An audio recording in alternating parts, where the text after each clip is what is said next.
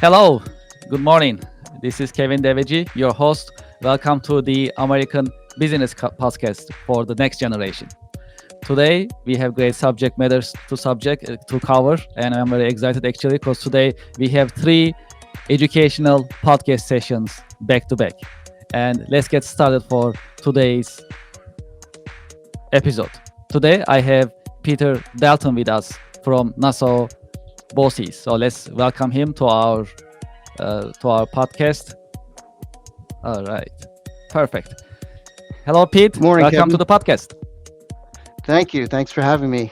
Happy Friday. Yes, it's good to happy Friday. It's good to see you in this Good to see you. beautiful Friday. Yes, absolutely, absolutely. It's a pleasure. It's a pleasure.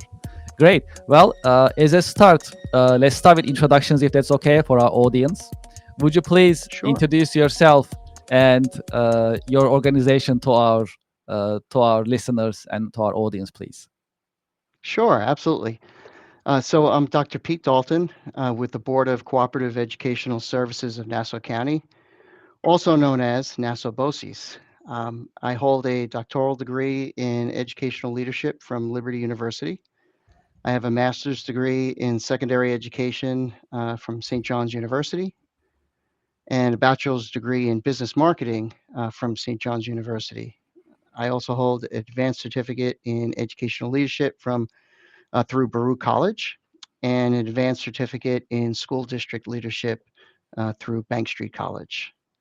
Uh, First, if it's okay, I'd like to just talk a little bit about Nassau BOCES and its mission, Yes, and please. then I'll speak about my role.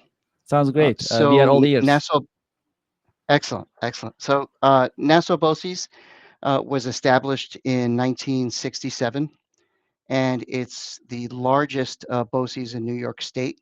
There are 37 BOCES throughout the state. We're the largest.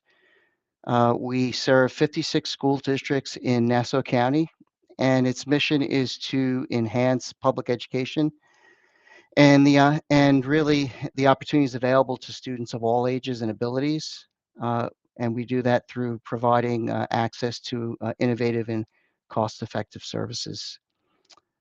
There are nearly 3 dozen locations within the agency, with sites ranging from large facilities to a cluster of classrooms in a local school. Uh, my current role with Nassau BOCES is a workforce development administrator. In my role, I seek to build relationships with industry to help create pipelines to the workforce. I work with our work-based learning coordinators or work experience coordinators.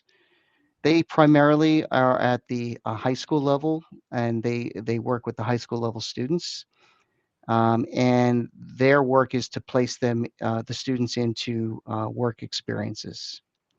Specifically, my role, I engage them when I find potential partnerships that are mutually beneficial to the company and Nassau BOCES. Additionally, I work with the adult education administrator, Mr. Brad Slepian, and in working with partnerships, potential partnerships as well. Um, yeah, so that's I guess the overview of Yes, Nassau that's great. BOCES and the work that we do. Yeah, appreciate it. So, why don't you tell us about your job a little bit? You know, how did you start it? How is it on daily basis? You know, a little bit Sure. more insights. I'm personally fond of bosses. I love the bosses' mission and activities. Also, I had the pleasure of working with team bosses. That's why. So I'm all ears. I'm sure our audience also will be find it very informative. Thank you. Absolutely, absolutely. So before my current role, I was the principal of Barry Tech in Westbury. Barry Tech is a career and technical education high school program, or CTE, Career and Technical Education CTE program, where students spend half of their day in their home school district and then half of the day in one of the CTE programs of study. Barry Tech has approximately 40 different CTE programs, ranging from aviation operations to welding and everything else in between, right? Um, so before being the principal at Barry Tech, I was an assistant principal in a school district in Nassau County where I oversaw CTE programs. That's where I was introduced to CTE and really kind of fell in love with the work that we do.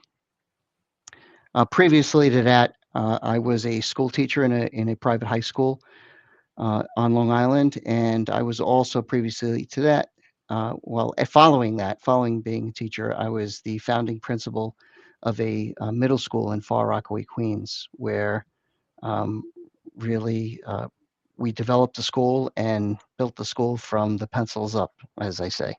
Yes. Uh, Additionally, I spent some time as an officer and a rescue pilot with the U.S. Air Force and the New York Air National Guard.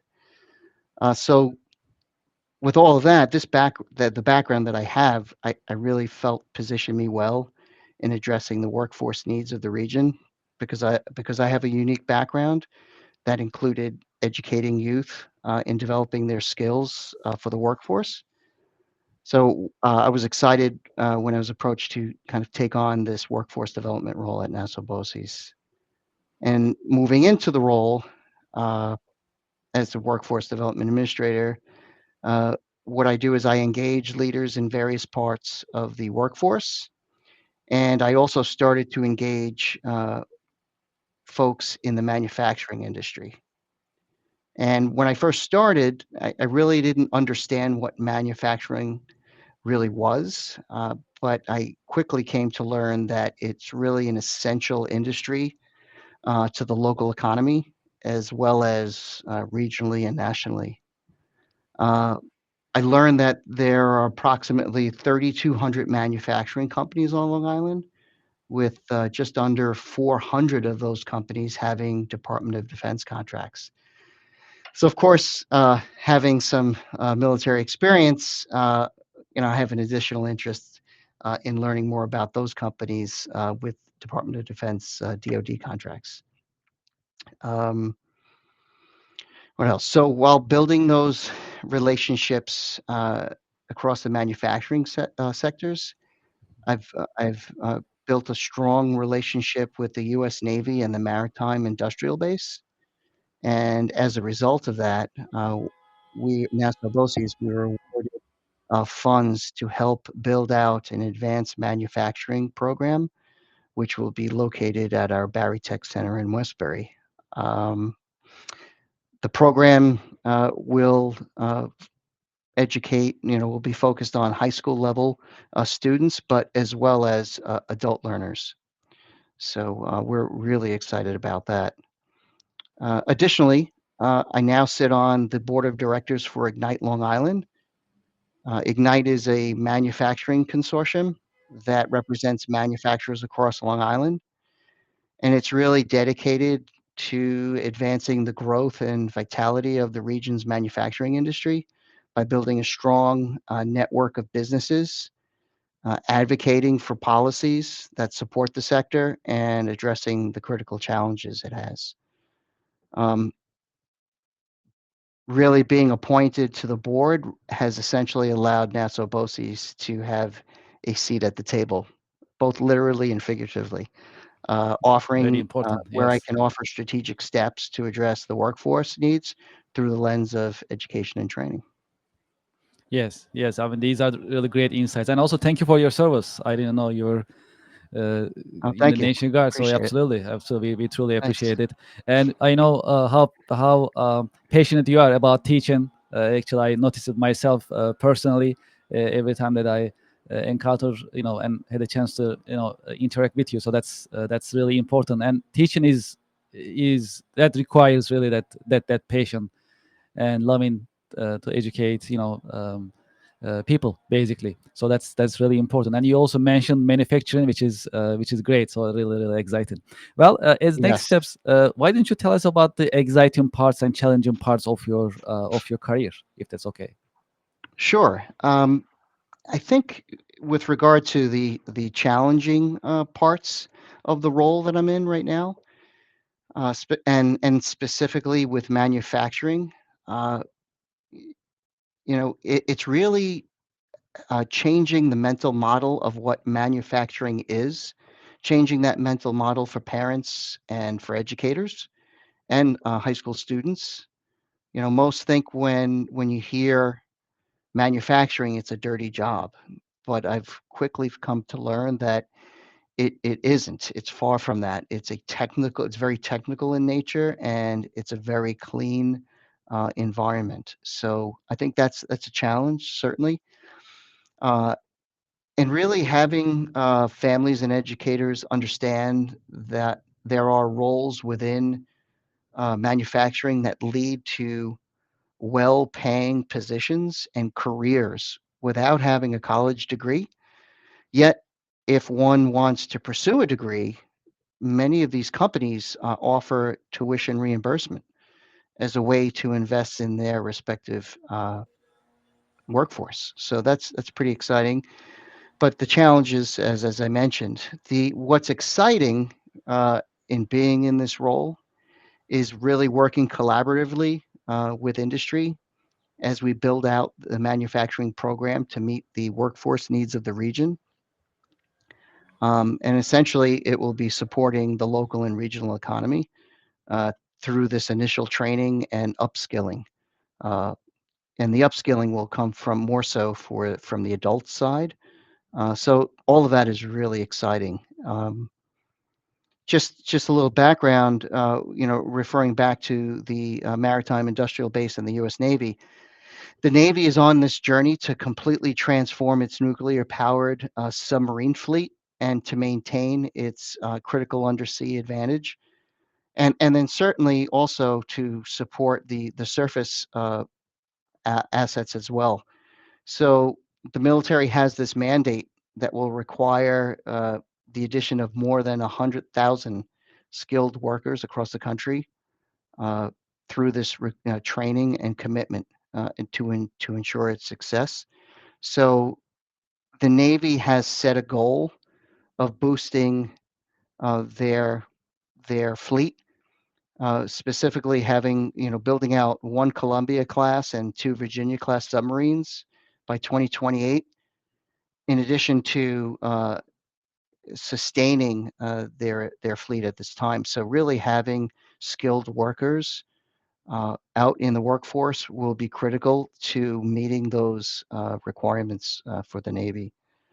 Uh, Supporting manufacturing at large is something that we're really focused on as well, providing the hands-on training and upskilling opportunities that students will have, and the workers across really a high demand industries on Long Island, which include the aerospace, defense, biomedical, pharmaceutical, food, beverage, and automation. So really supporting that, the all of the manufacturing companies on Long Island, uh, and supporting the Navy's mission in having these skilled workers help build out their fleet is really exciting. And quite frankly, a lot of these manufacturers too, as they have Department of Defense contracts, they're also supporting aerospace and such. So we're really excited to be part of this equation in supporting the national interests. I like to shift our conversation towards AI a little bit. Well, Okay. we all use AI in some form on daily basis as well as in our businesses, and it looks like AI is here to stay. In this in this video, I like to learn about your take. What is your take on AI? How it's gonna change business world as well as manufacturing moving forward? Right. Well, I can certainly speak to more so from the education side through that lens with regard to AI. I mean, certainly there are, and I'm sure this is the same with business industry as well. Are the ethical and privacy concerns that have come through, from AI? First with data privacy. Collecting and analyzing in with regard to student data raises questions about how that data is stored and will be used. And we have to be compliant with New York State Education Law 2D, because we have to make sure it speaks to that law speaks to unauthorized release of personal identifiable information. So we really, in the platforms that we use, we really need to be careful on making sure that any platforms that we're engaged in are compliant with that law. With regard to, I would say for teachers' roles, there's these ongoing debates about how AI, how it could potentially replace or augment human educators. It's a debate. I think that debate will continue on in perpetuity. The reality is, you do need humans to educate folks. But I Yes. think there's opportunity with AI to help enhance the teaching that takes place. Teachers can use AI generated lesson plans. Mhm. They can help, it'll help find resources and create engaging multimedia presentations. So there's definitely opportunity there for teachers. It can also assist teachers, I would say, potentially, like, say, in grading with multiple choice or short Mhm. answer questions, kind of help free up the time for more meaningful interactions with the teachers and the students. Again, it's not replacing the work that teachers do, but I certainly think it could help supplement and really help teachers navigate lessons as they move forward, and really utilizing, not being afraid of AI, but embracing it and using it to their advantage. I would also say that, this would, I would imagine, hold true as well for business, would be the data-driven decision making that would take place using AI. Um, from an education standpoint, I think AI can help identify student performance trends, across different cohorts, and I think it will help really educate, educators make informed decisions about curriculum. So I think with regard to AI, those are the some of the concerns, challenges, but then also some of the opportunities that it will present as we kind of move further down the field in that regard. Yes, definitely. It's a very popular subject nowadays, especially it's coming into our life more and more, especially in businesses. We see it more and more. So we Hmm. bring this subject in our podcast sessions, and we have different ideas. So definitely, I mean, it looks like humans are here to stay and actively, being in education and very important part. That's how it looks. But from Absolutely. what we see and what I learn from experts such as yourself is, for now AI is a tool, so it is helping us in some form, uh, uh, but not here to replace us humans. At least not yet. That's how it looks. And we So and we yeah. just need to make sure that there are guardrails put into place to ensure that, right? Yes, very important. Right. Yes, that is true. That's true. I mean, Absolutely. right now there is almost nothing to stop in terms of utilizing AI in any form. So Right. that's concerning, and that needs to be definitely addressed moving forward. And that is definitely a conversation needs to be had. That's for sure. And from here, let's talk about predictions a little bit. So when we have Hmm. our guest in our podcast, we talk about their predictions as well. What do you see? What do you see in the future in terms of economy, in terms of job market? And I like to add these, add also manufacturing as well into this question moving forward. Okay. 2025 and further. Some predictions So from your side, if that's okay. Yes. sure, absolutely.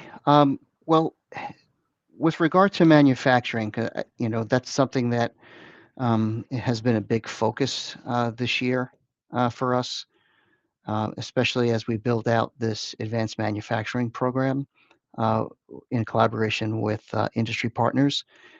So currently on Long Island, as I mentioned earlier, there are approximately 3,200 uh, manufacturing companies on Long Island. I was shocked to know that. Across New York State, I believe there are approximately 14,000 companies.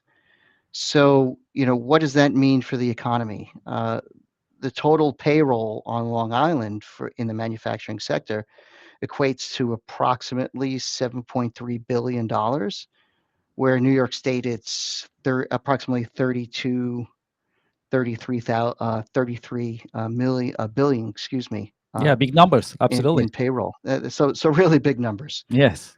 I think the there's a favorable economic conditions right now, including lower interest rates and continued investment in U.S. manufacturing, as we've been hearing and reading in recent months, certainly. And I believe that that's expected to kind of reignite the demand of the industry. I think with regard to manufacturing locally, we're seeing that the mid to large size manufacturers, on average, are growing. While the small manufacturers are kind of struggling.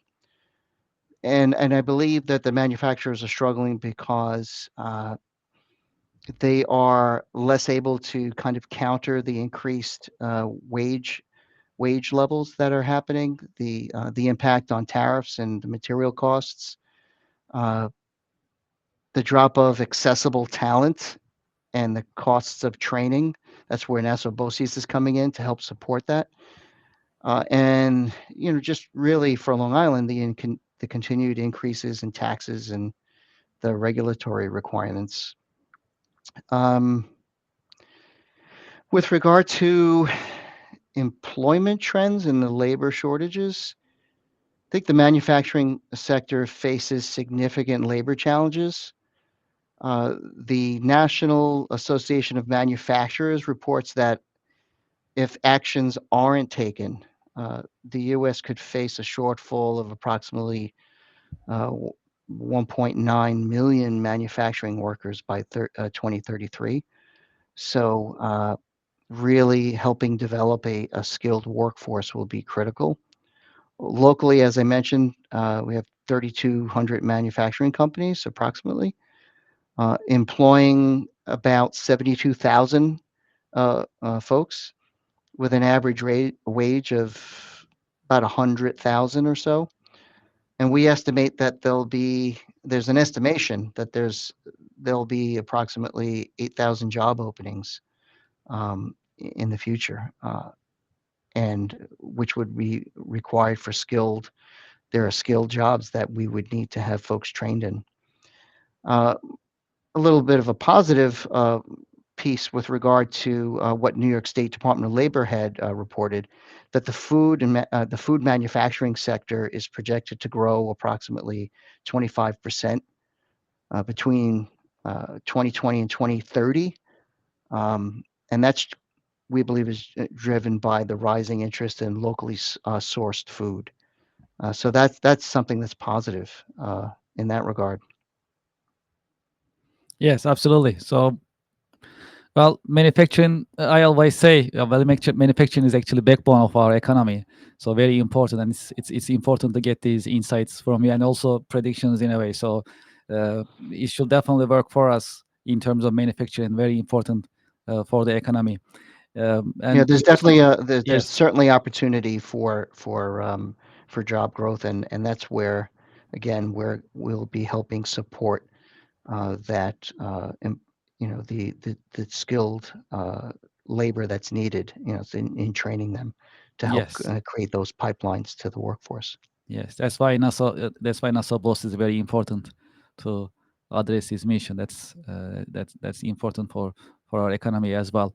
Also, um, one of the things and one of the ways to introduce manufacturing, promote manufacturing, is actually manufacturing day in October. So I know Yes, you also be part of it. So during the manufacturing day activities, manufacturing month activities in October. So that's also a great opportunity to promote manufacturing and advantages of absolutely. manufacturing to the next generation. So because you addressed earlier, manufacturing is not work in a dirty environment anymore, right? So that's actually far more advanced nowadays. There's a lot of technology in it, a lot of techniques in it, a lot of Absolutely. science in it. So it's all about education, and it's important to introduce manufacturing to the next generation as well. So Absolutely. And I'd like to just tag on to what you sure. referred to with Manufacturing Month, which is in October. Mhm. This year, there were many events that took place during Manufacturing Month. We kicked off Manufacturing Month with a workforce development summit uh, hosted by Nassau BOCES in partnership with the Cradle of Aviation. So, Mhm. which has been a great supporter of Sure. manufacturing for years. So we were really happy to help in Manufacturing Month and kicking off the month with that summit. And then later in the month, and that'll hold true again for October of this coming year with Manufacturing Month, having opportunities for school districts to come and go to the Cradle of Aviation to meet with uh, folks from the industry, from manufacturing companies, to learn more about what opportunities there really are in the manufacturing sector. So it's exciting. It is. It is. I'm looking forward to it. I mean, time definitely flies, and whenever we start Yes, preparing for manufacturing day, we start around April, May time frame, and then before you know it, October is here. So definitely looking forward to it. Exciting. That's very exciting. absolutely. Yeah, that's great. Well, so let's talk about internships and apprenticeship programs a little bit. We covered that Sure. subject a couple of weeks ago in our podcast, and we discuss internship programs, apprenticeship programs, and how they are actually helping both for the workforce as well as for manufacturers. I like to Right. learn about it in terms of what you think. What is your thought about internship programs, especially apprenticeship programs in the scope of education and manufacturing? Sure. Well, I think there's a tremendous opportunity for industry and education to partner in this area. The challenge, from our experience thus far, comes with complying with the laws and regulations that surround employers implementing such programs, especially if there's some potential for employees to engage with students if they're under 18 years of age. Many of the laws talk or regulations talk to students need to be 18 years or older. However, if students are in an approved New York State program, such as programs that are offered at Nassau BOCES, there are ways for organizations, companies to uh, have students in internships and apprenticeship programs uh, because of the experience and oversight that the students have with us. So I think there's a tremendous opportunity in that regard. Uh, the regulations for the for-profit businesses, internships have must be compensated at least the minimum wage and receive overtime pay unless the internships are meeting all criteria outlined by New York State Department of Labor. Uh, so, I mean, that's just one hurdle and one of the things that companies for-profit business need to be aware of. For the nonprofit, there are different considerations. If they may offer unpaid internships, but they have to ensure that those positions are educational and primarily benefit the intern. So, I think there's opportunity here to grow and to bridge the gap uh, with uh, with education and business in this regard. Really navigating those regulations in order for the organization to benefit and then for the students to benefit. Uh, so before we end our podcast, we come to the last point that I like to cover with you, if that's okay. Sure. So, uh, well, one of our missions in our podcast is to share educational content with the current and next generation. So in that sense, Mhm. I'm sure we shared a lot of information today, thanks to you. So in the final point, what are the advice, your suggestions, career advice for next generation, for them to pick the right career and for them to prepare themselves? So through my experience in this role and what we're learning from industry, students need to, when they're considering a career, they need to embrace the whole notion of being a lifelong learner. So what does that mean? You know, the pace of change in technology and industry is so rapid that uh, they need to be they need to have this sense of continuously improving themselves, upskilling, if you will, Mhm, and having that thirst of knowledge. I think that's critical. mhm, Pursuing advanced certifications, exploring new experiences will help expand their skill set as they evolve and pursue a career.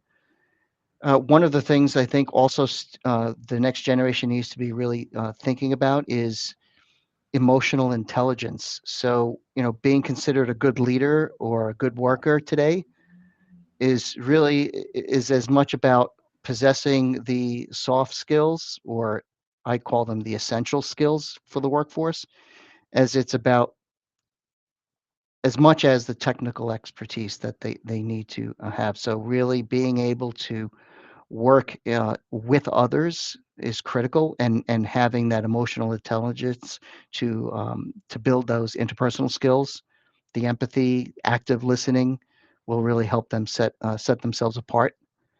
Uh, Developing problem solving skills, I think, is another skill that they need to focus on. Learn to approach challenges creatively, as well as analytically. I think employers will value those skills in an employee, and really being adaptable. As everything is ever changing, being adaptable and resilient will make someone valuable to an organization. Absolutely. Peter, thank you so much for sharing your insights with us. Very important that we learn from you today. And Thanks for having me, Kevin. I yes, appreciate it. yes, definitely. I know you are busy, and in your busy schedule, you allocated this time with us. And as I mentioned earlier, we always try to create educational environment in our podcast, and we definitely Great. deliver this today. Thank you so much for being with us, and Yeah, it's been I a pleasure, and I appreciate it. appreciate the opportunity for sure. Yes, yes, absolutely. So looking forward to having you. We should definitely have the part two of Uh, our podcast. Absolutely, I'm in. Also, before we also ended, would you like to share your reach out information? How our audience can reach out to you and also bosses? Sure. Really, just if you go to Nassau BOCES, if you go to their website, it's nassauBOCES.org. And then once you go there, I mean, it really will show all the different aspects of the organization and all the services that we provide. And then, certainly my contact information should folks have any questions or would like to, talk a little further. It's pdalton at nasboces.org. That's my email address, and be happy to partner with industry folks, other education partners as well. Thank you very much, Peter. Much appreciated. And to our audience and our listeners, thank you very much for being with us today. We had a great educational session today, great episode with Peter Dalton from Nassau Bosses. And as I mentioned earlier, today we have three informative podcast sessions back to back today, and we're gonna be continuing today. So we have two more to go, and we'll be streaming live from LinkedIn as well as Instagram. We'll be also streaming on Twitch, Facebook, and YouTube, of course. So please join us. Looking forward to having you in our coming episodes at American Business Podcast for the next generation. Thank you very much. Have a nice day.